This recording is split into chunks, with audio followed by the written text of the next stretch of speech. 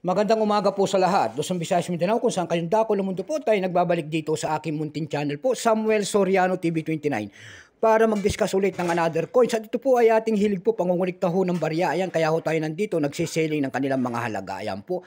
At isa ho tayong kolektor. Ayan po. Magandang umaga po sa lahat ng aking mga subscriber, kung saan kayong dako ng mundo po. Ayan, maraming salamat po sa aking mga subscriber dyan. Thank you so much din po sa nanonood doon sa aking FB page. Thank you so much. Ayan. Babatiin ko lang yung nabilan natin ng coins dyan. Ayan, si Ronaldo Bansali po ng Sipalay. Ayan. Magandang umaga, boss. Ayan. Mayroon ho tayong nabili ulit. Ayan. Unboxing ho tayo. Ayan. Ewan natin kung ano na naman itong mga ito.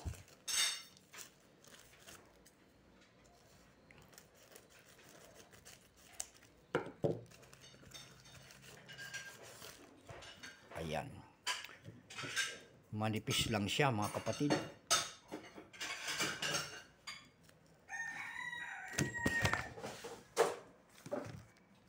Ayan. Bigla na lang natumba ang ating cellphone.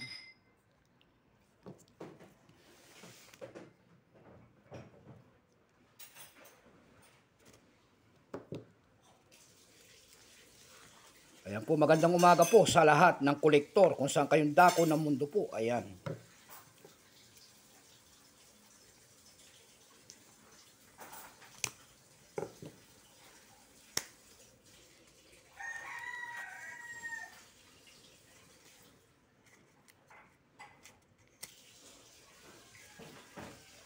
Ayan po ang ating nabili.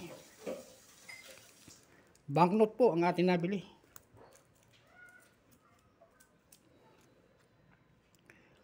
Ayan po, kung mayroon kayong mga ganito, ayan, mag-comment po kayo dyan at handa na ho natin bilhin ng mga ganitong mga ano. Hinahanap pa natin dito ay 100 pesos, ayan. Yung isang set nito. At mayroon lamang tayong 3 piraso po na nabili nito, ayan.